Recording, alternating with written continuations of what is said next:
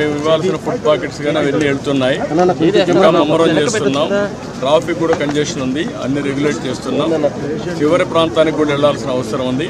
కొంతమంది పేషెంట్ కూడా ఉన్నారు, పిల్లలు ఉన్నారు, కొంతమంది ముసలోళ్ళు ఉన్నారు, వాళ్ళు కూడా తీసుకురావాలి.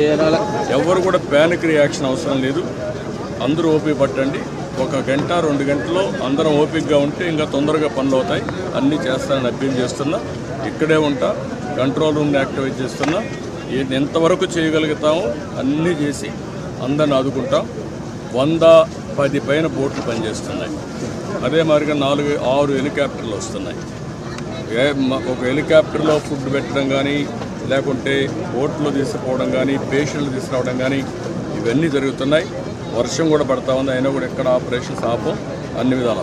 సార్, ప్రకాశం బ్యారేజ్ 69 గేట్ దగ్గర బోట్లు కొట్టుకురావడం ఏమన్నా కుట్రే ఉంది? ఇవన్నీ ఇప్పుడు నేను అవన్నీ మాట్లాడను. ప్రతి ఒక్కదానికి మనం అవన్నీ మాట్లాడడం కరెక్ట్ కాదు. ప్రస్తుతం నా డ్యూటీ ఎట్టి పరిస్థితుల్లో కష్టాల్లో ఉండే ప్రజలను ఆదుకోవడం, వాళ్ళ ప్రాణాలు కాపాడుకోవడం, తక్షణ వాళ్ళకి కొంత సహాయం చేయడం అవసరం.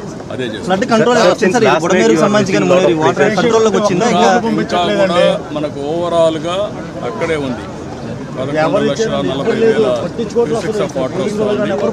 అది ఎప్పుడు రానంత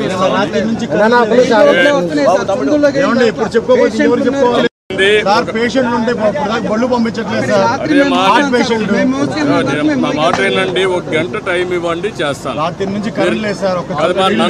మమ్మల్ని ఇబ్బంది పెట్టి నన్ను ఒక్కడే ఇబ్బంది పెట్టినా కూడా అందరికి న్యాయం చేస్తాను. విన్నానమ్మా, మీ కష్టాలు అర్థం చేసుకున్నాను, అందరిని ఇంటూనే వచ్చా.